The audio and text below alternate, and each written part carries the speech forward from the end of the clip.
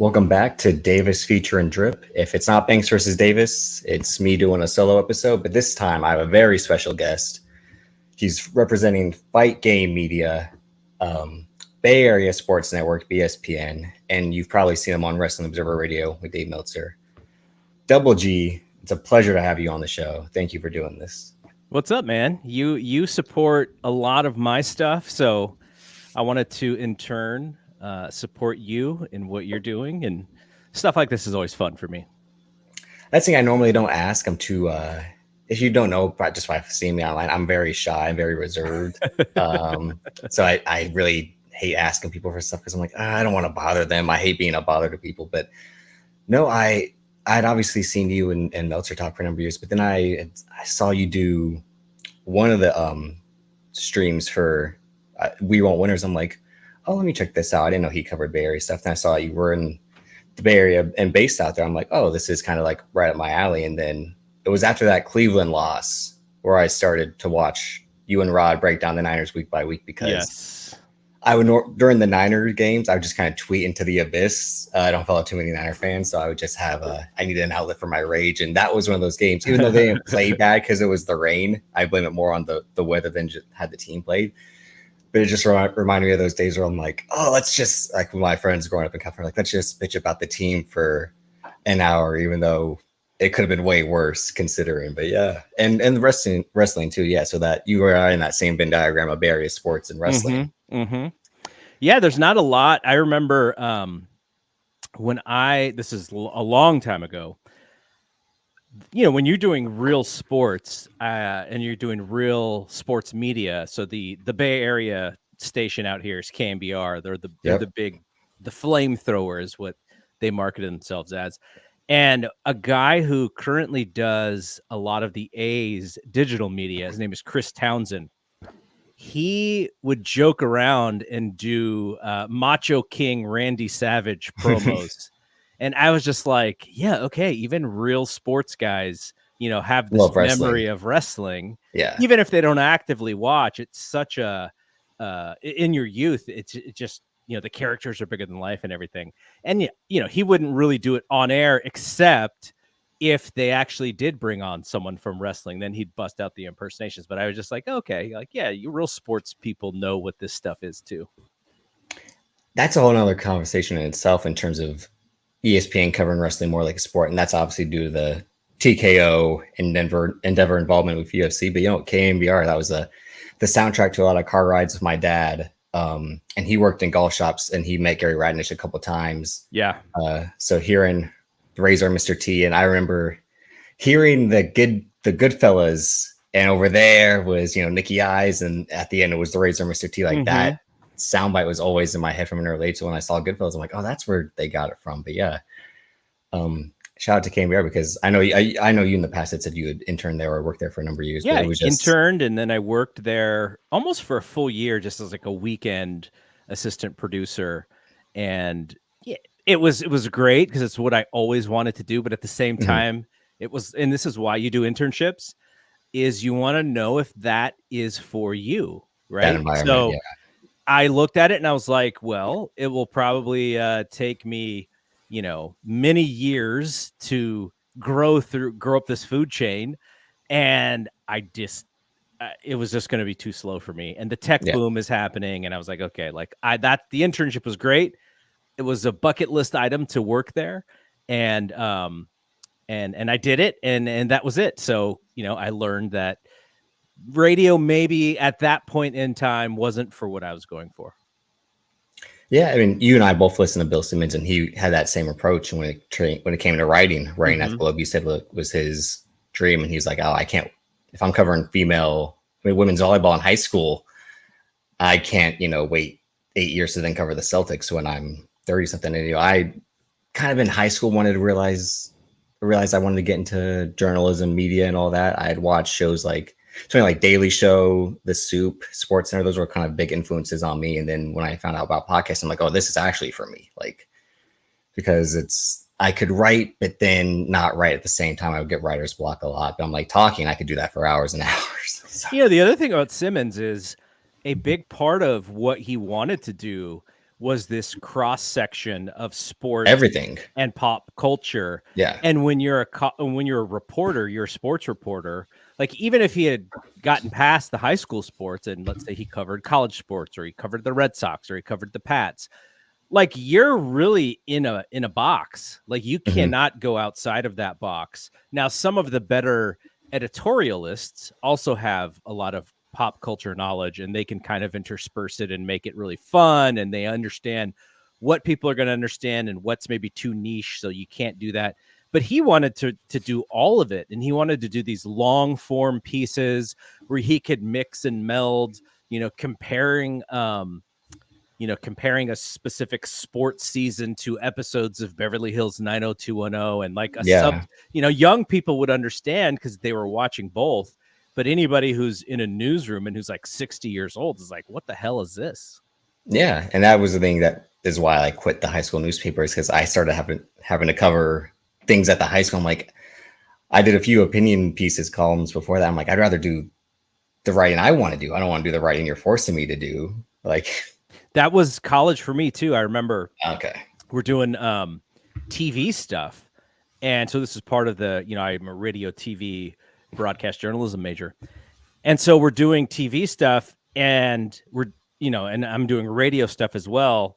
And they're basically saying, you need to be so well-rounded at everything, because we need you to be able to cover something that's happening with, the U.S. government, something that's happening in the medical field. And I was like, but I want to do sports. I'm like, we can't train you to become just a sports journalist. You have to understand how to do everything. So that was another thing where I was like, okay, like if the expectation for me is to be as passionate about U.S. government as I am about the thing that I want to do, it's just not going to happen. There's not enough hours in the day for me to level up that obsession with some other things as I am with sports. And so it was another reason for me to go, okay, this is probably not the field for me. But had I been able to kind of do sports specific stuff like sports business, sports marketing, sports journalism, that would have been way more in what I wanted to do. And I probably would have ended up, leaning that way in the field, but it just wasn't what was being offered when I was going to school. I was almost about to get to that point. But then I decided to stop in college. I was just doing generals at the time so I could transfer to a journalism program at a different college. I was like, I don't want to wait. I'd rather just work. And then I got a big break with Black Wrestling during the pandemic. And with the way StreamYard is, anyone can have a podcast. And, people like me who didn't have the time to wait in college got lucky enough to have a platform. Granted, you had to work hours and hours to build it and all that. But some people were very fortunate. If this is what they wanted to do, they're able to do it. And like I said, seeing you talk about Milton, I'm like, hey, like this guy also has Giant stuff on Niner stuff. And then he goes and talks about the Giants and the Niners on his shows. I'm like, I like that, being able to cover all aspects of your interest in fandom. And again, Thompson and Clark is a great name. My mom, even though she wasn't a Giants fan, she loved Will Clark. That was her favorite baseball player. I'm not so much of a Warriors fan because growing up at that time, I turned 29 this year. The Warriors and the Kings were kind of the teams around that time, and they were both bad. But I remember when the Warriors drafted Ekpe Udoh, I'm like, oh, these guys will never get my support. Will never get my support. The guy was like 25 years old coming out of college. Yeah, he was at Baylor and then Michigan. I think I'm like, this is a team full of idiots. Not that the Sacramento Kings are any better, but I was able to watch Kings games more because I didn't have cable. Like the ABC affiliate would show Kings games. I'm like, I kind of leaned more towards the Kings, but I have a Warriors sweater that was a Christmas gift, but I never tried to jump on the bandwagon. But I'm like, I followed this team through. I liked Darrell Wright when he was there. Like I saw, guys come in and out that, were bad and good. And I was one of the idiots who's like, no, they should trade Steph Curry and keep Monte Ellis. What are they doing? But no, I wanted to talk movies with you first because I also know you're a cinephile, based on kind of your recommendations and some of your tweets, and you also cover wrestling movies on Fight Game Media, the Popcorns, the Pile Drivers. Your Ready to Rumble episode, that was hilarious because I saw that way late. In my life. But I was just like, I thought it was so funny when I saw it, thinking I was 14, and that kind of teen boy humor hit right away. But if I were to watch it now, I'd probably like, this is horrendous. Like, Have you ever like you guys watched? did. Have you ever watched No Holds Barred, which was like the No, Vince that's the McMahon's one. foray into movies? Yeah, that's always been on the watch list and just never got to it. Never. Because John and I are going to record Yeah, an I episode probably on that finally in the next when couple you of finally days. do it is when I'll get to it. Yeah, Yeah, it was a very fun rewatch. It was way better than Ready to Rumble, by the way, in its own sort of B movie charm, right? Like there's you're a little bit too young for this, but during like the 80s and 90s, there USA, who also broadcast Raw, they had a show called Up All Night. And yeah, basically what they would do is they would show these late night B movies. Some of them were a little risque, though they could not show the actual nudity of what was going on. But so there was a charm to these like goofy B movie style things. And No Holds Barred, even though it was promoted as like this major motion picture, like going back and reading the observers about the expectation of the movie were actually pretty funny. But when it came out, it was like, okay, this fits more in that B movie film than an actual, Batman that had come out that year as well. And so rewatching it through the lens of like the expectations are low when I'm watching it the second time, I actually had a lot of fun with it. And Hogan's acting is horrific, but well, these Hulk days, Hogan, yeah, and these days in which horrible movies can have such a cult following and that Second Life, it can be loved more. But yeah, Vince McMahon trying to get into Hollywood for real, writing the script or rewriting it, right? Him and Hogan spent hours in the hotel rewriting the script. Him doing the Francis Ford Coppola, I'm putting my money into this, so I want to succeed that much, and then obviously not seeing any dividends from it at all is hilarious given how everything's played out for him. But yeah, to me, it's just that thing where wrestling movies, because there's talk about a Ric Flair movie. I refuse to watch The Iron Claw just on the basis of I don't want Hollywood to dumb down stuff I already know. Mm-hmm. And a Ric Flair movie, when that was announced, I'm like, first of all, if the guy in the Iron Claw couldn't play Ric Flair, who's going to play Ric Flair? I saw that clip of the guy. Cody Rhodes. Cody Rhodes should play Ric Flair. See, that's the thing. Well, I wanted to ask you about the Rocky movie, the I Play Rocky movie that Peter Farrelly's attached to. Do you really want to see a movie about the making of Rocky? That's interesting. I haven't heard about this. Oh, you haven't? No. This is announced in the last 2 weeks or so. Yeah, it was announced that they were making a movie about Stallone going around Hollywood pitching Rocky and being, vocal about I have to star in it as well.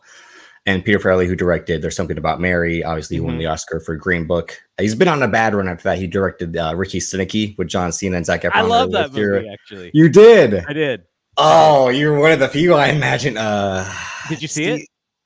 Yeah, I wasn't a fan. I've been my thing as of late is John Cena's made some very poor choices in Hollywood. It's kind of the opposite of Dwayne Johnson's choices, where he was smart with picking kids movies, action movies, and then branching off into superstardom. John Cena is just, I think, working to try different things, see what he can do.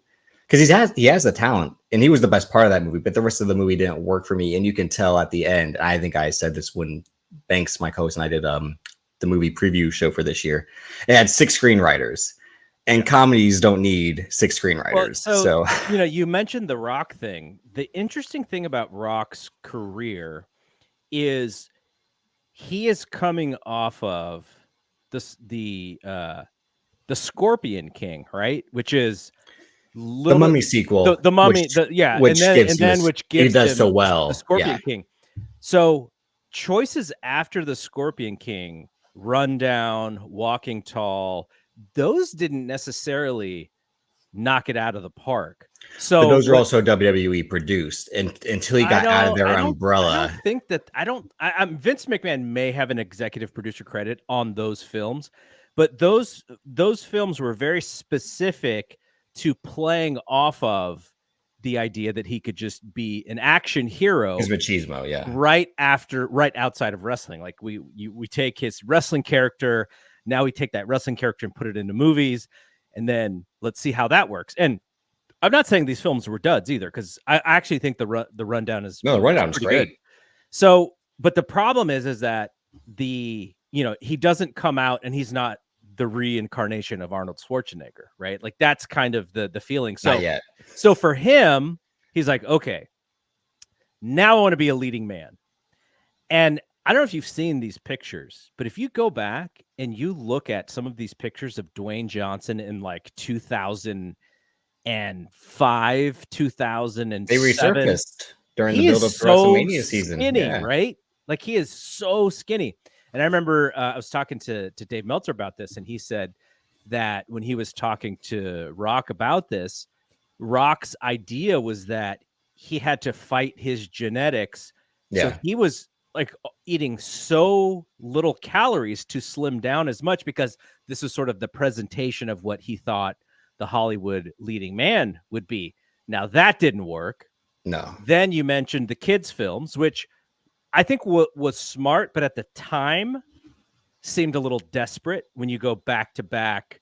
I don't even know if they were back to back, but they did. He did 4 almost. He did Tooth Fairy, Game Plan, Race to Witch Mountain, and Journey to the Center Earth really isn't a kiddie. It's the last one in that vein of like 8 to 10-year-olds, 8 to 11. So when you do Game Plan and the Tooth Fairy, in not that much time difference, you're making a choice saying this is the market that I'm leaning into. And so a lot of people just thought it was desperate.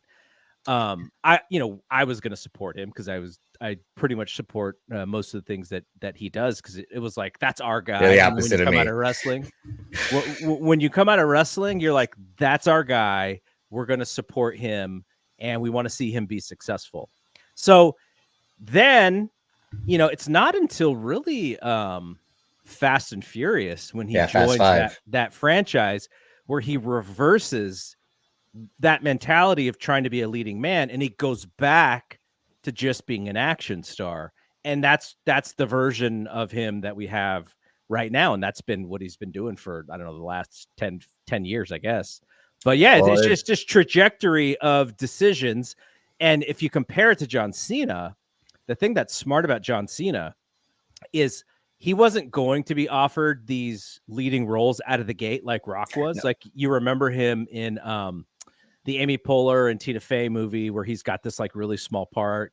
He's got this really small part. Actually, it's not that small, but in Trainwreck, he's got a part where you're like, oh, that's John Cena. And, he's hilarious when he does the 20 minutes. Yeah. The Coco Beware. Like, yeah. Some good, well, that's why I always thought he was going to succeed, because his comedy is so effortless. It's so natural for a guy his size, and he kind of is slimming down. We see him when he comes back, he doesn't look the same as the John Cena of 2008, 2012, even, but he's still in good shape. 45 years old at the same time. But he's starting to look weathered more than anything. Yeah. But he always had that natural comedic timing, where is for The Rock, it always was that forced Brian Gewirtz charm of like the wink, and I'm saying the clever lines on purpose, where John Cena, I think, could naturally go, which is why him on SNL, him on Matt TV when he was doing it in the early 2000s, late 2000s kind of worked so well for him. See, I actually think if The Rock decided to, because if you look at those early Rock appearances on SNL, like that's with no real improv brand skill. But that's also no brand. The Rock then versus the Dwayne Johnson we see now, that's when I get in my argument of why I hate Dwayne Johnson, why I hate The Rock. It's because everything now is about the idea of The Rock, the idea of Dwayne Johnson, what's supposed to symbolize. The guy from 99 to 04 is a whole nother human being. Yeah, but that guy is a guy who came out and who experimented with his character. Mm-hmm. And the guy that we see now is the guy that is bigger than life, so he can't take those chances anymore. The box office would disagree. No, but even the lessening of the box office, like he's not going to get the opportunity to make Black Adam unless he is the guy that he's now. Now, whether or not Black Adam worked, it obviously didn't. Not that, a lot of people saw it, but not as many people as you need for that movie to be successful. Yeah. But the idea of Dwayne "The Rock" Johnson, we don't see this as much today because you don't really see the movie stardom as you once saw it, in the 80s and 90s, just because there's so many different things and there's so many different platforms. And back then it's like TV and film and music and that's it. When you get to that level, and the expectation is that when you sign your name on the dotted line, this is how many people you're going to reach. Like you can't pull back and go, oh, now I'm going to do this like lightweight improv comedy movie and, be like the expectation when you sign The Rock, and we're going from agents, people who work with him, people who are on his team. If he was to say, now this Mark Kerr movie is going to be interesting because that's his Rocky. It's a smaller film. He is a giant human being trying to do wrestling and MMA training, and I still think he's like going to blow out his quadriceps. But can he do a smaller thing as The Rock? Because if this movie doesn't open to bigger than what A24 films open as, then it's going to be seen as a failure. So it's much harder for him in today's ecosystem to take any chances whatsoever to grow his brand in a different way. It's like he's got to stay the path, and then at some point, when he's 60 and he's not as jacked anymore just because it's impossible, then he sort of changes to a softer tone or a different tone. But as this version of The Rock, Tom Cruise is 60 and still doing his own stunts. So I think that was part of his charm, right? It's like this old dude who makes like 2 movies every 5 years. Like he's still so passionate about this thing. That's part of Tom Cruise's charm. And then you see the last Mission Impossible did not deliver. And so had to do, there's the whole IMAX thing with Oppenheimer taking the extra screens. And I think Top Gun coming out the year prior had everyone thinking Tom Cruise was back. Did you see that Mission Impossible movie? Oh yeah, of course. Yeah. I liked it. It was fine, right? It was fine. It was a Mission Impossible movie. They're always great. They're always good. But at the same time, they're banking on the idea that Top Gun Tom Cruise is now everything that he does. You can take this like idea of we're going to do 2 movies back to back and we're going to split them up. And obviously that was a mistake because Top Gun's legacy versus Mission Impossible as a whole is Top Gun. People have been asking for years. The other movie question I want to ask you, we'll get to in a minute, but the Mission Impossible movies, until that 6th one, they never eclipsed 800 million. People have been asking for him to make Top Gun, and that was like his detox in a way. Like, it's coming. We're working on it. Okay, the albums, we're working on it, and then they finally got around to doing it. And luckily, he stayed the course during the pandemic. Like, no, don't give in. Theaters, people will come to see this movie in the theater. And I think the studios, it was almost like back in the wrong course of like, oh, we won, we can win again. And people are like, it's a different animal in that, where that franchise was never as successful financially. And it's not to say Tom Cruise doesn't have staying power, because Mission Impossible, for anyone else as a star, won't make any money. My whole argument with Dwayne Johnson was, if you look at every box office return, it's a team that had, we would say this, 9-7, 9-7 record. Like, there are some good wins there, but ultimately, like, this is a team that barely makes the playoffs. Like, let's not think this is a contender. Like Skyscraper, Central Intelligence, all the ones that weren't Fast and Furious and Jumanji, because those are the ones that made money. Famously, he took Fast and Furious from Vin Diesel. Jumanji was a famous IP of Robin Williams that he reinvigorated because he was referred to as franchise Viagra at one time, which is why him in the DCU doing Black Adam, he was like, this is going to be mine. I'm going to be able to be a superhero finally. And people just rejected it because him playing the villain, forcing himself to be the hero, didn't work. And it's a bad movie, but the idea of him trying to be like, I'm the good guy while being the bad guy character wasn't what people wanted to see. But don't you think movie stardom today is a bunch of 9-7 records? Yeah. Well, that's the whole point of the Rocky movie. I get why they're making the Stallone movies. Like, how does this guy is it a documentary or is it an actual movie? No, it's like someone's going to play Stallone. Someone's going to play Stallone. Yeah, it's like how I never watched it, but did you see The Offer, the Paramount show in which No, I didn't. But I know it. A lot of people loved it. Yeah, it's along the lines of that, and I've never really been into like the making of this. Like, last year there was Air, good movie, great performances. Ben Affleck's a good director, but when I stopped watching, I was like, I mean, I really didn't need to know that because I kind of knew that from other places. Yeah, you already knew the story. The Last Dance, obviously, he told us his mother was impactful in him choosing Nike. But it was like, you got actors playing dress up, and you like all these actors. You like Chris Tucker because he's hilarious. You love Viola Davis because she's a phenomenal actress. And Matt Damon, he's a great actor. And they just got them together to make this story that we all kind of universally knew. But at the end, you're like, what's the point? Why'd you tell us something we already know? And that's the thing Hollywood's kind of gotten into a lot lately is the making of this. And especially for TV, like they had the Theranos doc about Elizabeth Holmes, and then they made the TV show version of that. I'm like, that defeats the purpose. I didn't see either of those, but I'm like, what should I watch, the show or the documentary? See, for someone like you, and also for someone like me, who study these things or follow, you want to know, them. You want to know everything. Yeah.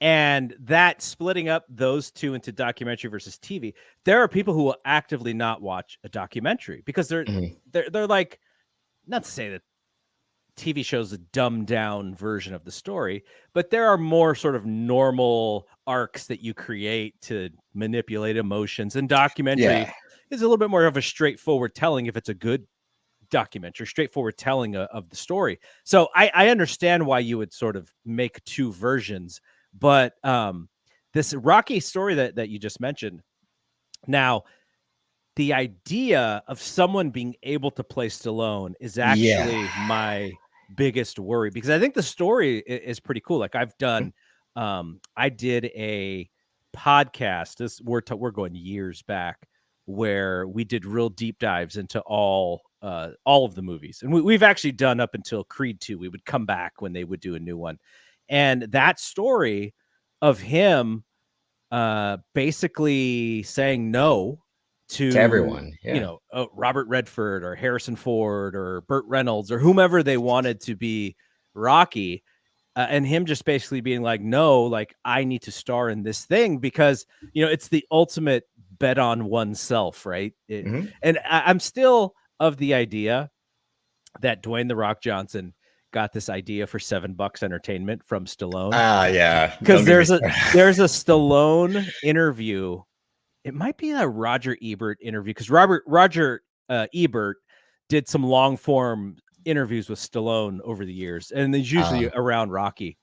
But when he was telling the origin story of before Rocky, I think Sylvester Stallone said like he had $1 in his bank account or something like that. And so that becomes his thing to stand on, right? This is how poor I was at $1. Like, why would you have? And that, meanwhile, again, they're offering me all this money to make the movie, and I'm saying no.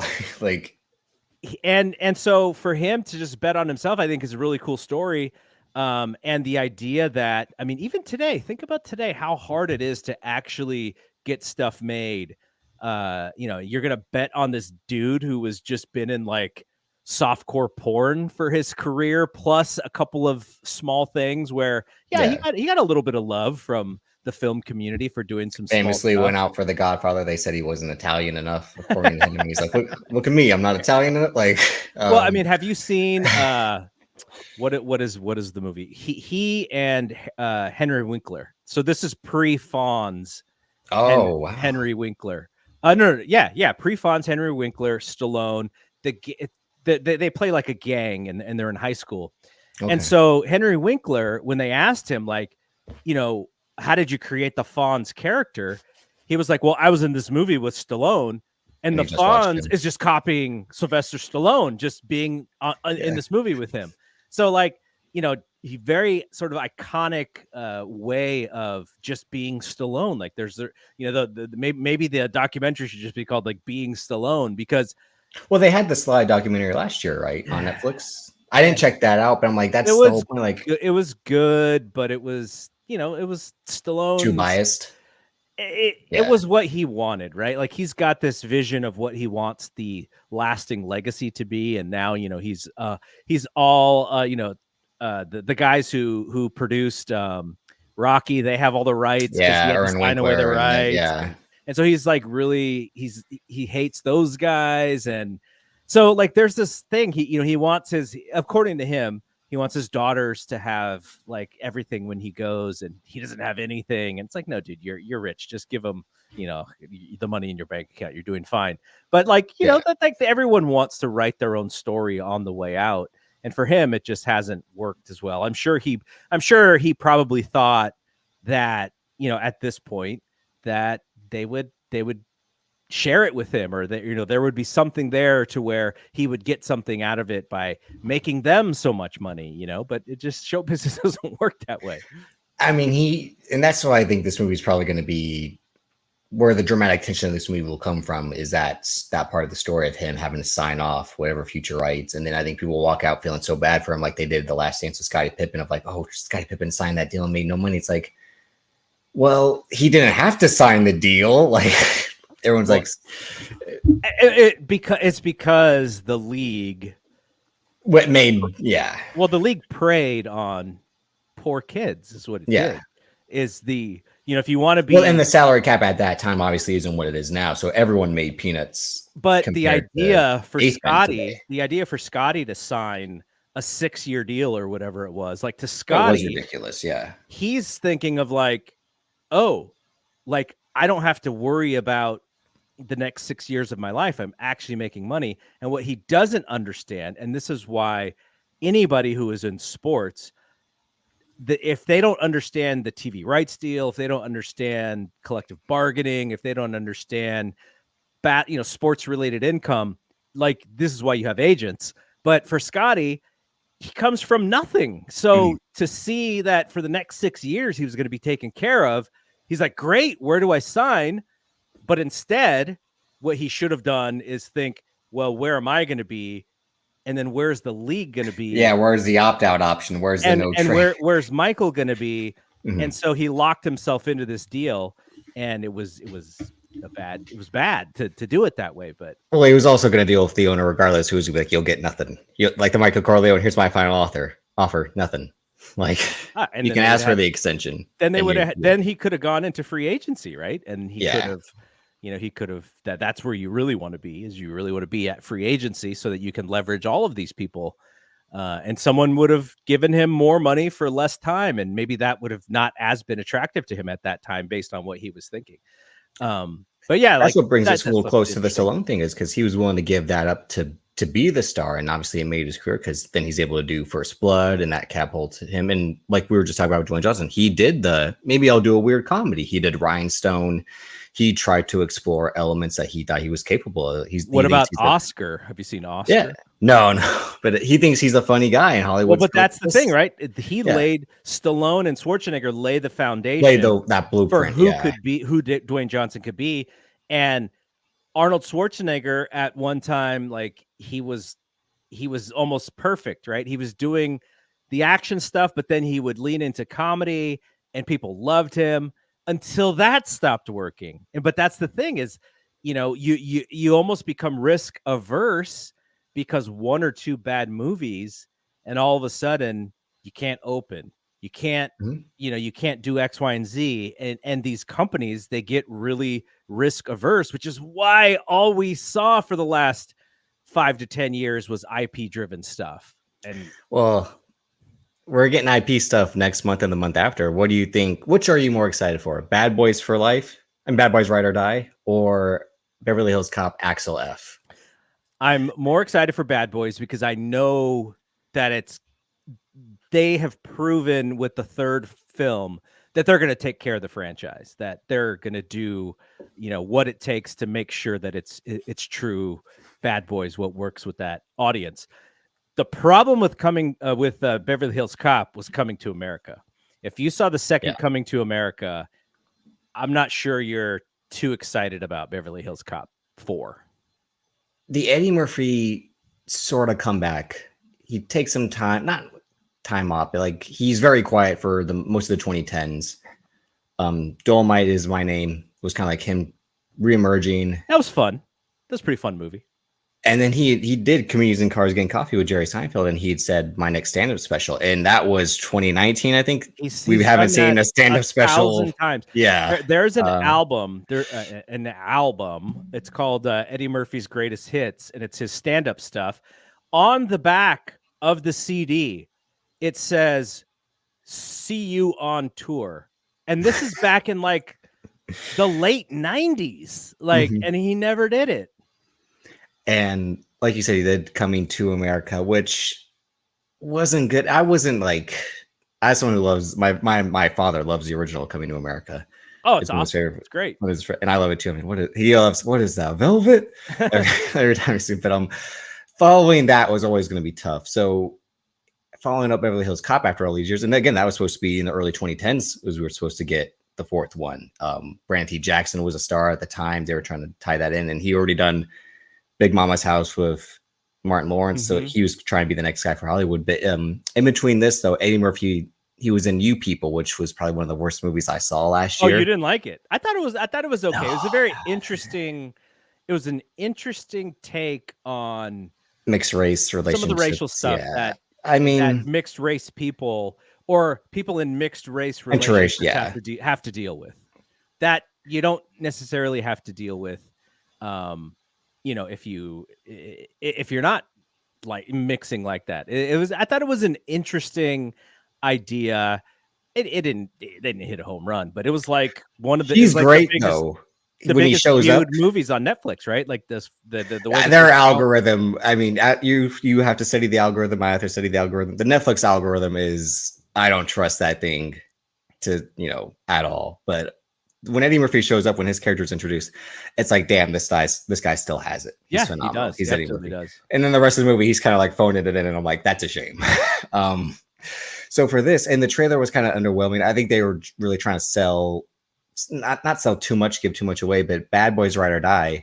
This being Will Smith posts the slap. Martin Lawrence is someone who's rarely really seen these days in anything that isn't Bad Boys stuff. And there's always these speculations about his health.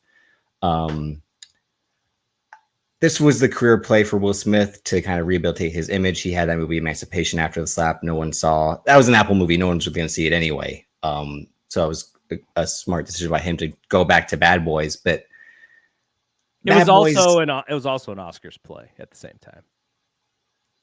The Emancipation movie, when people saw it, they're like, I don't know why people thought this was an Oscar movie. It's kind of more of an action movie that had, just because it had the slave element to it, they're like, I think in his mind, yeah, in his mind, he had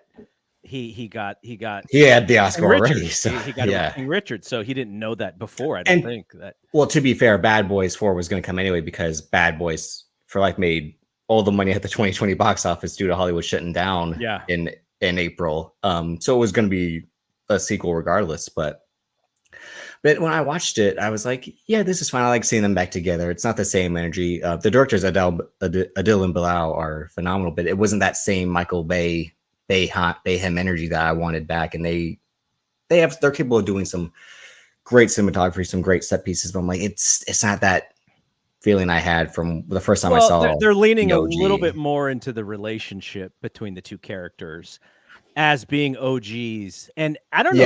I don't know if you know the original Bad Boys that came out in '95.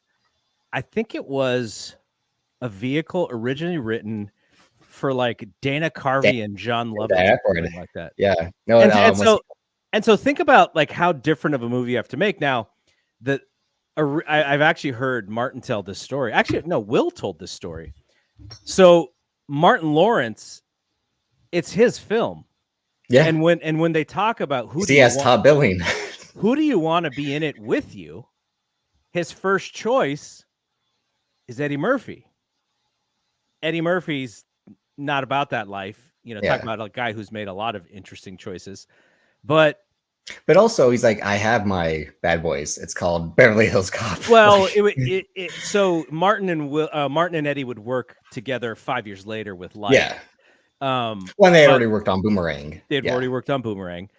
And so I forget who it was. I think Martin said it was maybe his sister who was like, you should do it with Will because you both are on television, competing for Black audience, and that the Black audience may come out to support you guys.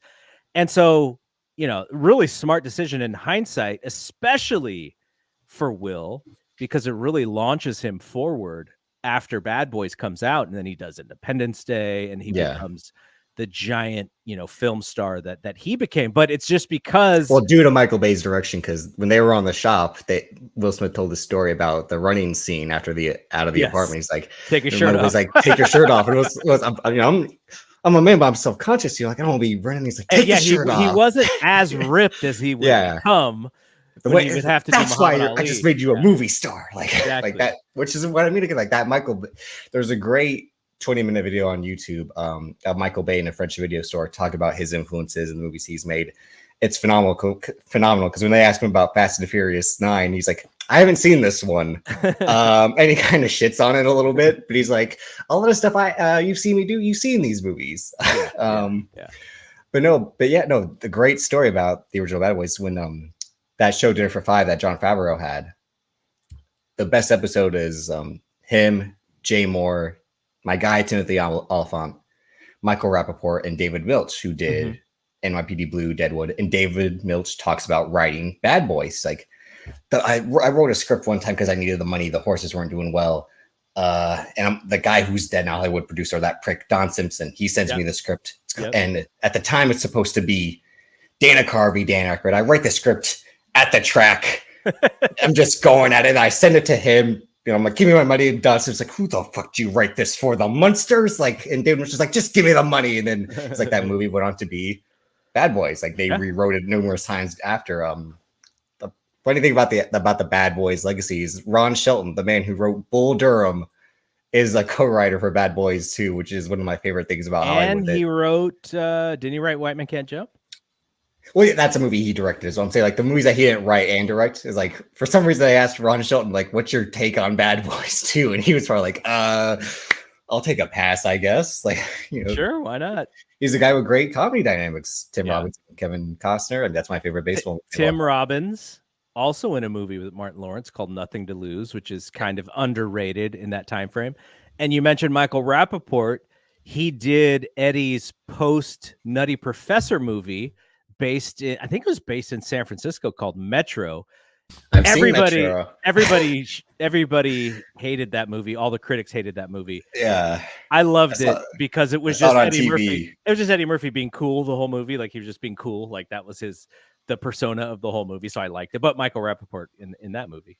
Yeah, but that's, I think, I'm kind of looking forward to Bad Boys a little bit more than Beverly Hills. But again, Beverly Hills being a Netflix movie, and their original movies are always up and down. The quality's not always there, but I'm shocked that Paramount really just kind of threw in the towel and let Netflix take it, but again, given the state that Paramount's in with being sold, you can see why they're not in the business of making their own movies. And they probably took the rights, checked whatever they could, and allowed Netflix to do it. And they already had a working relationship for a number of years, but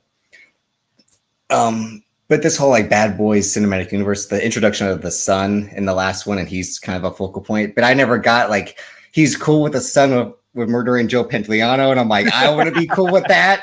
I'm not working for you if you murdered my mentor. Well, think about what a lot of forgetting forgives. Well, think about what Fast and Furious did.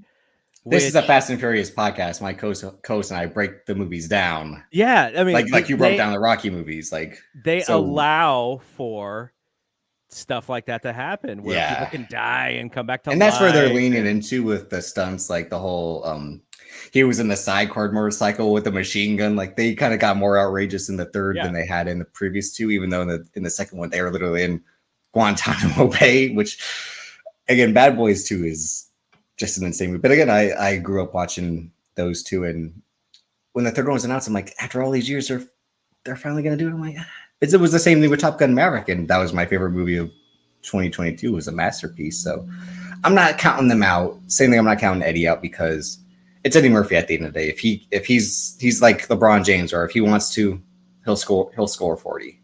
Well, think about this. So Beverly Hills Cop 3 came out, when did it come out? Like 1993 or something? Yeah, 2 or 3, yeah. So that was even, 5 or 6 years after number 2 came out. And it's literally, I'm probably 10 miles away from the amusement park that they shot all the scenes the amusement park. And so that's my favorite element of it. I love you and Draven talked about Entourage a few weeks ago. That's probably one of my favorite shows of all time. Like they made Matterhorn with Beverly Hills Cop 3, and I'm like, no movie studios try to actually do this for real again, since maybe they learned their lessons. Like it's hard to shoot action movies. Yeah. I mean, Three Ninjas hiding in a mega mountain. Again, Hulk Hogan to bring it full circle. But that's the best part about Beverly Hills Cop 3 to me, is that like he's hanging from the roller coaster rides. I'm like, that's awesome. That's what action movies should be.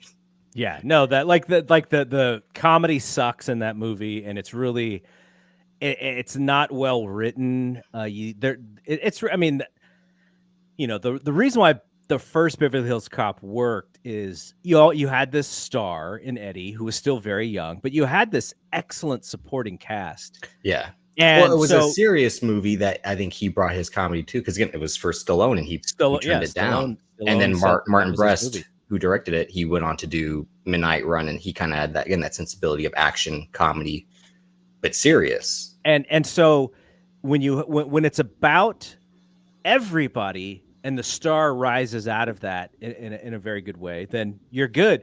Beverly Hills 3 was like, we have Eddie, we'll bring back these guys tangentially just so that they're there, and so there's no support to anything else. So you're just over, the usage rate of Eddie Murphy in Beverly Hills Cop 3 is at the James Harden level, I think. In a way, yeah, it's what Mission Impossible was becoming, because it went from Martin Brest.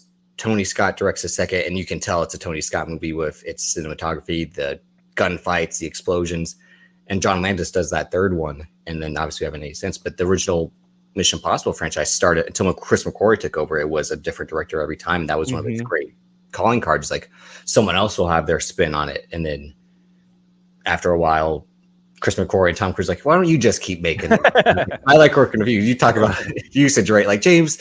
Just give James the ball, because it'll save our jobs a lot easier. But yeah, I just wanted to ask your thoughts on those two Hollywood stories, because like I'm going to see Bad Boys the night I may not be able to go on the Thursday, because if my wife, she works on Friday, so she has to get up really early. But we're going to go pretty much as soon as that movie comes out.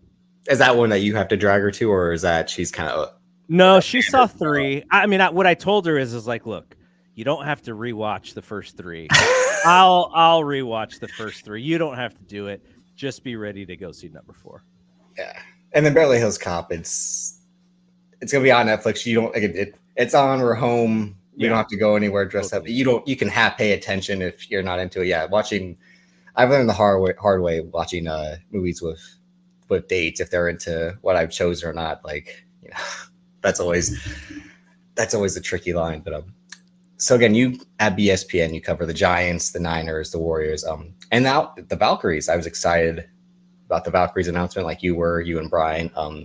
Again, I myself was doing the research of like, is there a chance they could get Paige Beckers, because they haven't fully established the draft lottery? I mean, he was smart saying the Joe Lacob thing of like, this is a handshake deal. Maybe we should get the team. I mean, and then it'd only be right if Toronto next year gets the first pick when their season starts. I think they might have to, also for the sake of the league, like you don't want to just build a new team and have no stars. The women's sports is taking off. The WNBA, obviously, everyone's kind of watching more games now than ever. I don't know if you've been following Bay FC, the National Women's Soccer League. I have not. I mean, I follow it enough to where people in my spaces are actually giving it a chance. I'm watching the games when they're on. They've had four on Ion and 1 on CBS. I'm watching them. They're just not playing well. They're having moments, but the other teams are, I think, so much chemistry that that's why they're losing, is because this team is so brand new. It'll take time for them to develop that teamwork versus the other teams that have been established for 2, 3, 4 years already at that point. Yeah, I have resisted learning more about soccer. I didn't grow up a soccer fan, which is funny because when I was growing up, the original incarnation of the San Jose Earthquakes were around. But like I have friends who are like Earthquake season ticket holders, so they'll kind of keep me in the loop on what's cool and stuff. But yeah, it's just, when you cover, or when you are very knowledgeable and watch actively baseball, football, basketball, I even had to cut hockey out. So you were a Sharks guy. I was trying to get into the Sharks in the mid 90s, and then MMA, pro wrestling, boxing. I actually had to cut out college football and college basketball from, this is years ago, just because I just couldn't keep up with everything in the way that I wanted to. And so adding soccer would be hard. Now, adding the Valkyries or adding the WNBA, it wasn't as hard as I thought, because, I figured out how to watch a basketball game.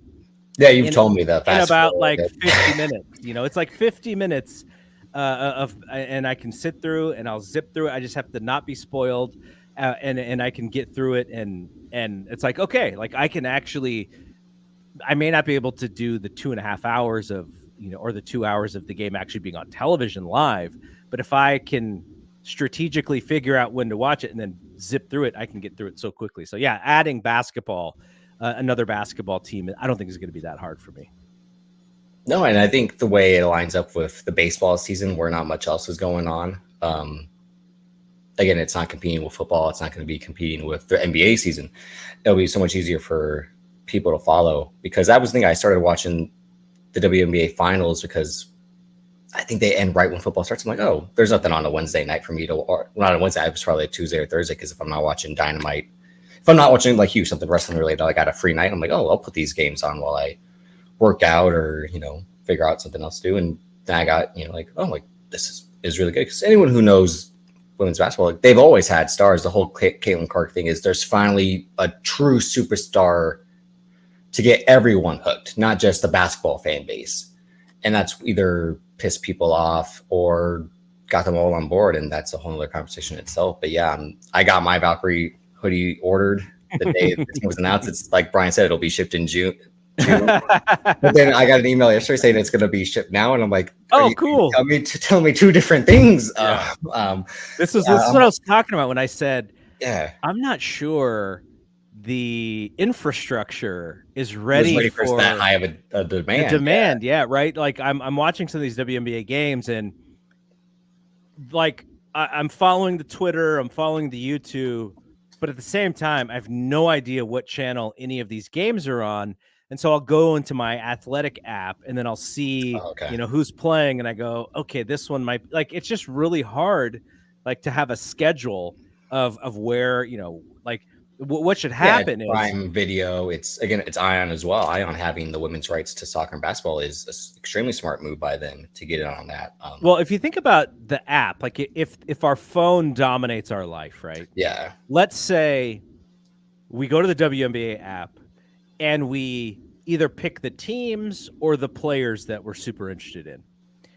5 minutes before a game, you should get an alert that says Caitlin Clark is ready to play on Amazon right now. Click here to go to Amazon.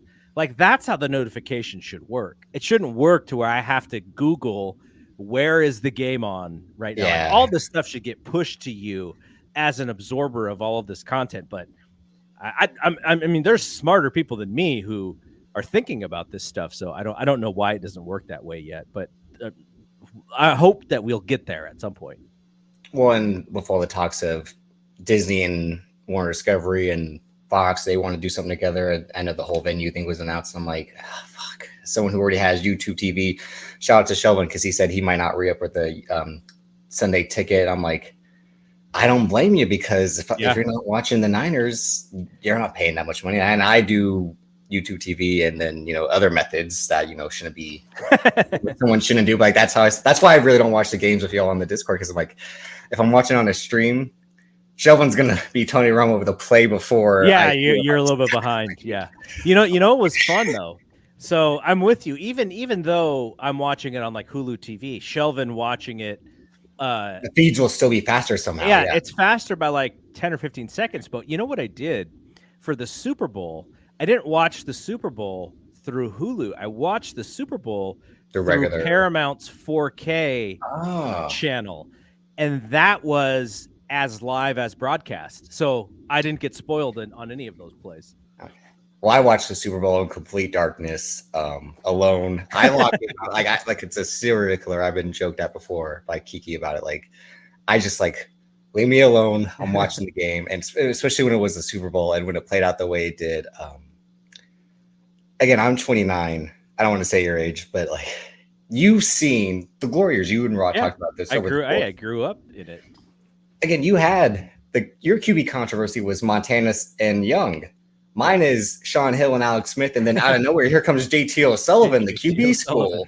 Like, we live two different lives, my friend, and that's where it's like you talked about your son. Like, this is a life he knows now, like of Super Bowl losses. When you and Rod were like, we never knew what a Super Bowl loss was. I'm like, the Niners are now 5-3 in Super Bowls, and it's funny when they lost that one to Baltimore, I was so devastated because it was the first time they went there.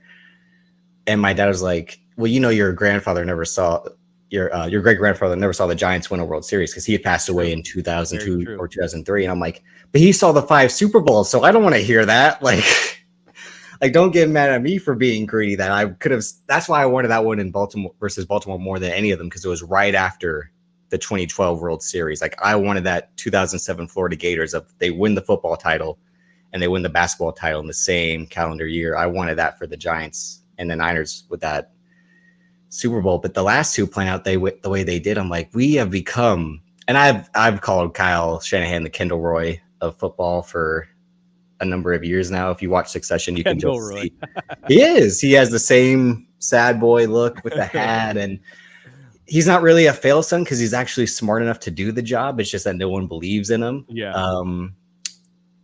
But at the end of the day, he's just a loser. He can't win no matter how hard he tries. And that's where, like, this dynasty, it's approaching, I think, the modern equivalent of the Buffalo Bills. Don't you agree? Of the 90s Bills, of you can go that far so many times and lose and be remembered as a great team. I think that's how this Shanahan Lynch tenure is going to play out. If they don't get one, you may very well be right about that, except it's in two different regimes, right? The Harbaugh regime, and then now the Shanahan regime. So it's not exactly apples to apples, and they didn't come right after each other.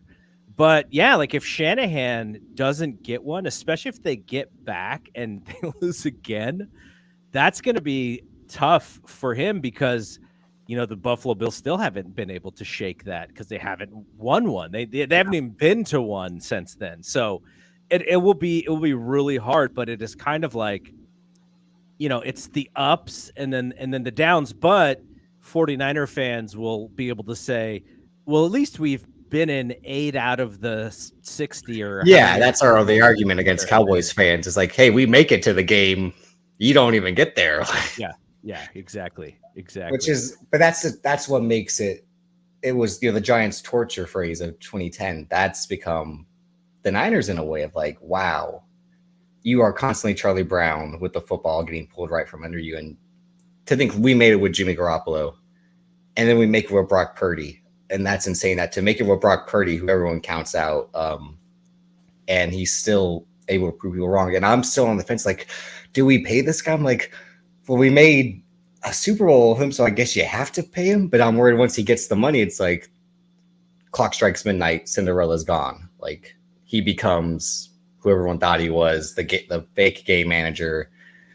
And I'm like, I didn't care for the draft because the whole Ayuk and Debo or both could be traded just shook me to my core at that very moment. I was like, I don't even care who we draft. And it was a receiver, a white swaggy receiver. And I was like, what hell am I in right now? like I was like, what? It just, football will do it to you. That's what I say. Like, you know, to see the Giants have a couple bad years and me to try to get back in, because I started lapsing with the Giants really in 2017, 2018. The Niners too, because I was in a relationship at the time. I'd never really had Sundays available to watch football. That was one of the times I'm like, oh, I guess I'm sacrificing sports for the sake of a relationship finally. But I'm getting into the Giants again now, and especially with you and Brad being able to do a lot of the legwork for me has been phenomenal. But again, you have this bright star, this handsome man in Jungkook Lee get taken from you. But is his sacrifice worth Luis Matos becoming the RBI machine that he has been this weekend.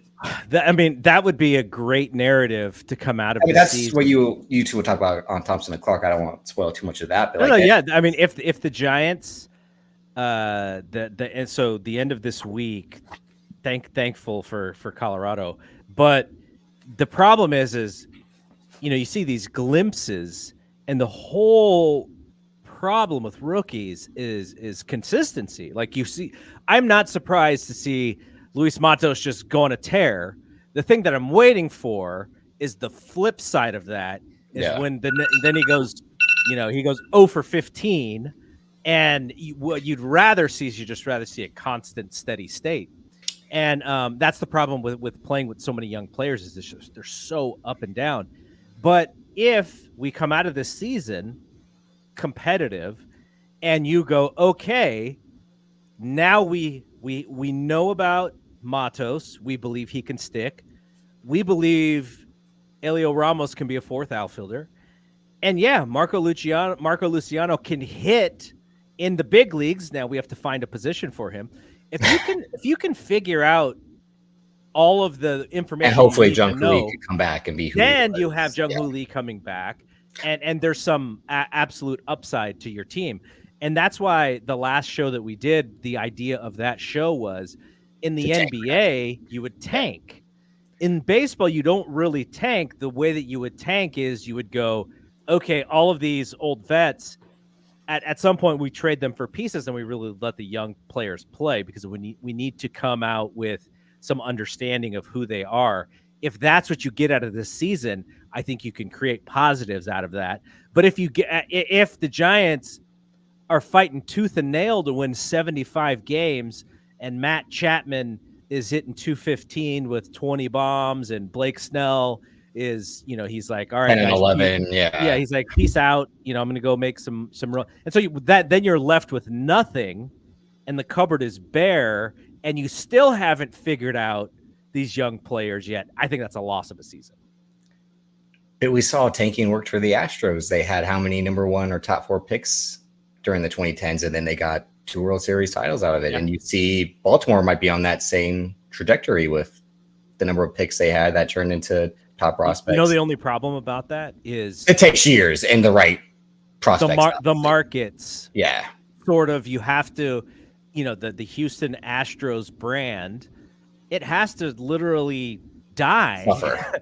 But you're already saying attendance is low, and when you said it was Levi South, but flipped for Oracle Park. Yeah, that's what it was. That made me realize, like, maybe they give it away. Like, I was already kind of all in on, like, the only way AAA guys get better in the MLB is more at bats, and not getting yanked like you said Gabe Kapler would do. And Gabe Kapler is too handsome to be a manager. We can't trust the guy who's that. You can't trust the good looking. It's the Cliff Kingsbury thing. You're too good looking. No one can. Yeah, no one can trust what you're saying. Come on, go model a fragrance or something. Yeah.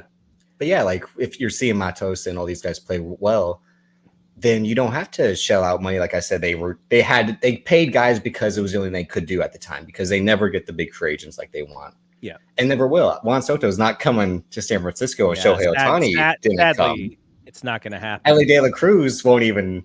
That's a fantasy world if he ever be a free agent. Again, he would just go to LA like everyone else does. Yeah, you hope to draft somebody like that, right? You hope to get lucky in the draft, and whether Bryce Eldridge, becomes something. He's actually playing in San Jose right now, and he's actually hitting bombs, but again, sort of inconsistently. The thing that I would worry about with the Giants is the thing that is really the story of Major League Baseball finances right now are the regional sports networks. Now, thankfully, the Giants are not part of the Bally's Diamond Sports, which is the company that's struggling right now. The Giants are NBC Bay Area, so Comcast. But at some point, those rights are going to be up, and with this, with these rights kind of disintegrating, and where baseball is going, and where TV is going, the Giants could find themselves, unless the popularity of this team increases again, they could find themselves with like low popularity on the television side, and then you don't have people coming to the park. and then your team is like you kind of become a little bit of a lost franchise. So I really do hope that they can figure this out sooner than later, because like you said, if you have to tank for 4 or 5 years, I think in this economics, I don't know if they would survive. They may just become the distant, third sport in this market, and a market which seemingly is like right now we just care about the 49ers and if the Warriors are good, and we care about Steph Curry, but it's really 49ers market right now. It's going to be third market anyway, because like you said, the Niners run it, and they have run it because football runs the world.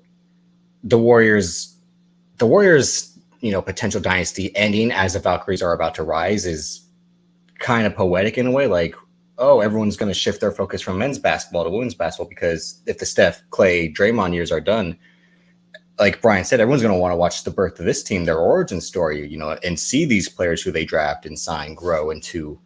Joe Lacob doing the whole light years with the Valkyries is again, you call him by his government name, gentrification Joe.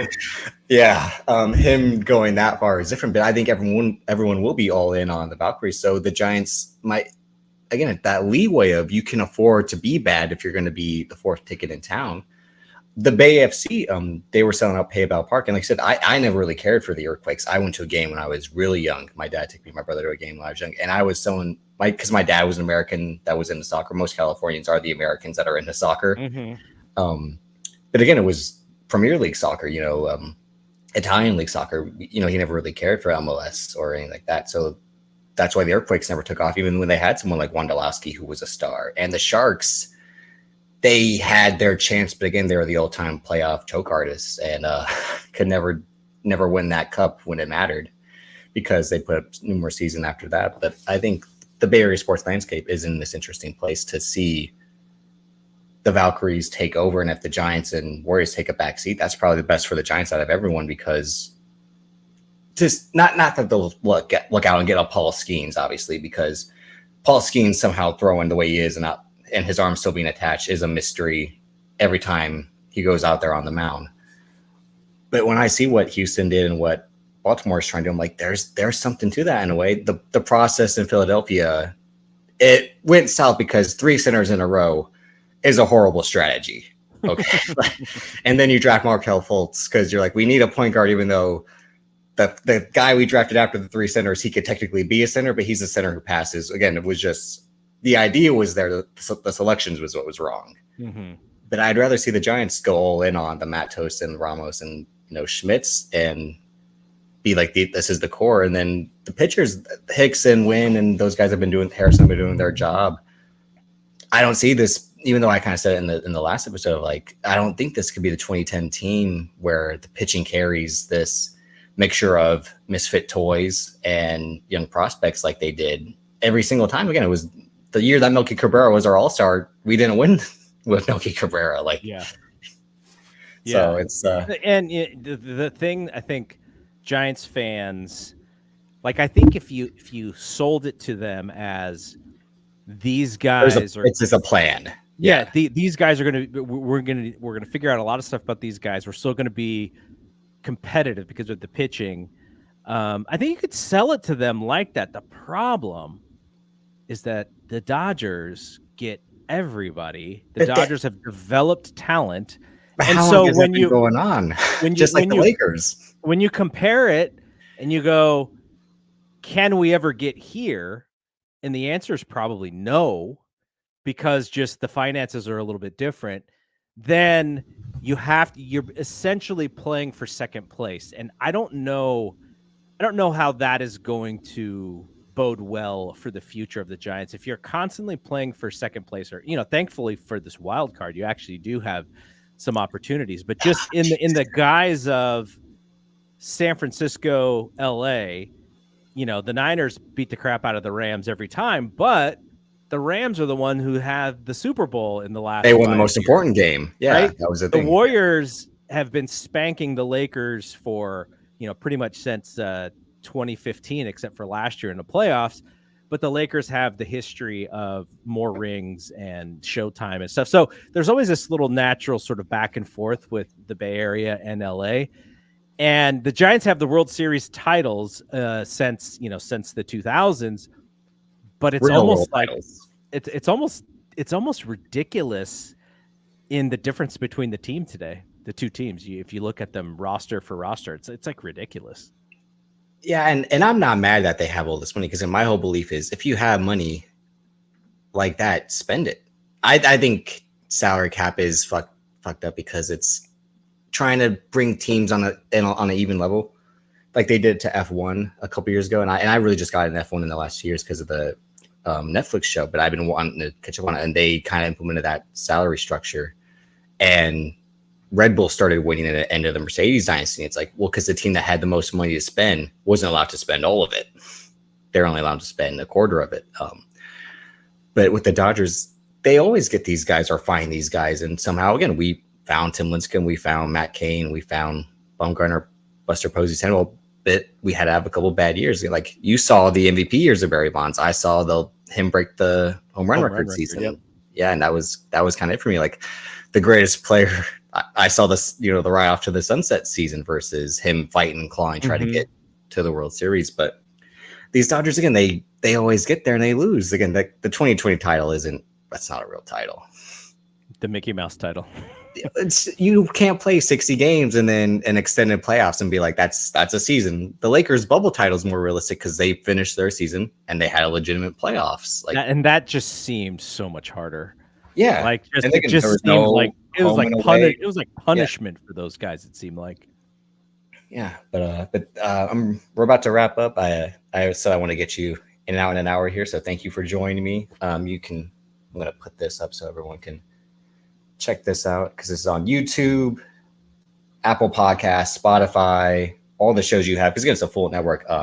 You have on the Fight Game Media site covering Joshi Wrestling, UFC, AEW, WWE shows over there, and the Bay Area Sports Network, and you cover all the teams in the Bay Area.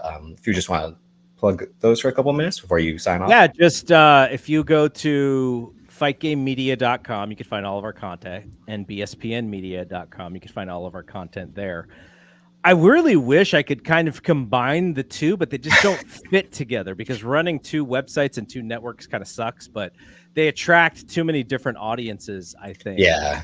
But it would be nice if I could sort of figure out how to do all of the BSPN stuff on the Fight Game Media channel. But I've attempted to do it. It was just a little harder than I realized from a branding perspective. But yeah, that's where you can find us. And I guess I wanted to end with this one thing, because you mentioned Kiki, All Elite Keeks on Twitter. And I keep saying this, and I hope people are paying attention, but with the rise of Caitlin Clark should not have been any news to anybody. It shouldn't be surprising. I think just because it's basketball, which is so male dominated at the NBA level, it's kind of surprising. But this needs to be modeled for professional wrestling too.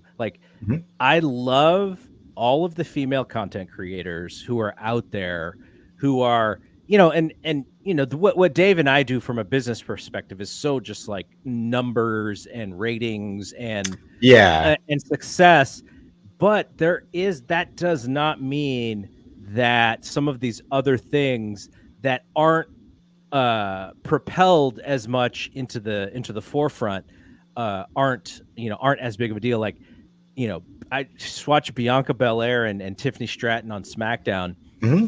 And in a fair world, Bianca Belair might be the biggest wrestling star in the world today. In a fair world. We are not in a fair world, obviously. She is African-American. She is female, two distinct minorities when it comes to the makeup of the United States. But she is like, she is like Vince Carter coming into the NBA and winning the slam dunk contest. That's how athletic and entertaining and she should be so much. It's Serena Williams, it's Tiger Woods. It's like, wow, the look of this person, but the skill set drives everyone out of the water. It's again, like I said, it's a whole nother sport when she wrestles. My old co-host Fam said she had the most realistic offense in wrestling because you would believe she could pick up Piper Niven. You would believe that she can carry 2 women at once, that she can do 450s and all that. And her ring gear, her entrance, her charisma, all of that, it's just so natural, even though she had to be taught it. Like all the behind the scenes stuff you ever watch of her, she was like, I didn't think I could ever do something like this. Yeah. And if you watched NXT when she was very early in her career, yeah, you could trying to be a mean girl, and it's just like, this is not working. But, let's support the other stuff in all of these sports as well. This is why I'm so excited to support the Warriors WNBA team. Mm-hmm. Women's wrestling. We have the Power Bombshells on our YouTube channel, which gives a different perspective of a lot of the way that you see wrestling covered. I'm sure Kiki as well feels sort of empowered to just have her voice be out there. Let's support those people, because if wrestling is just Will Ospreay and 5-star matches, then we're kind of just like we've missed the whole boat of what it could be. And that is not dismissing him in any way, because he's doing his part.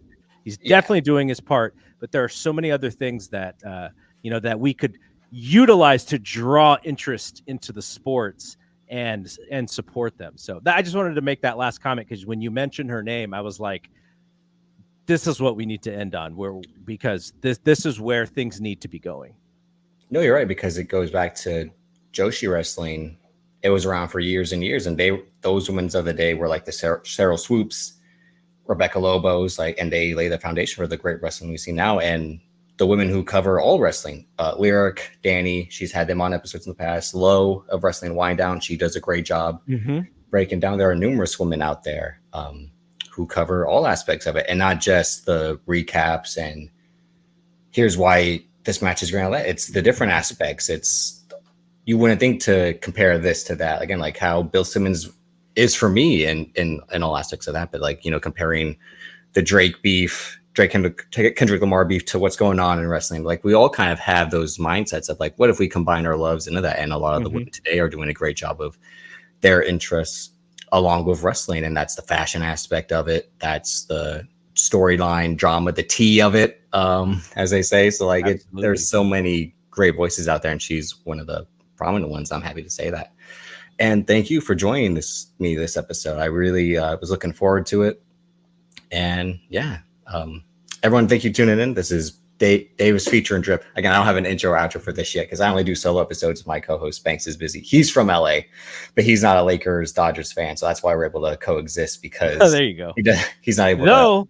Tim, my favorite podcast out there right now is Tim Kawakami and Dylan Hernandez doing the North and South Bay Area versus LA and the back and forth, and kind of relating like that. I'm fascinated. It would be a good. Well, when Brad says he roots for the Rams, I just want to be like, I'm like, how do you look at him? How could you he rooted for the Rams when he was living in Santa Clara. I think it was because the 49ers were winning all the time is why he chose the underdog. What I hate, again, I grew up in Antioch the first 18 years of my life. I would see people who liked the A's and liked the Niners. I knew a guy who liked the Dodgers and liked the Niners. So I always hated that cross-pollination of the opposite sides of the Bay. It's like, no, stick to your side where you got the Raiders. I could never. I don't hate Oakland teams, but they don't exist I would anymore, never root for them. So I hated them, but they don't exist anymore, so it's okay. We won that fair and square.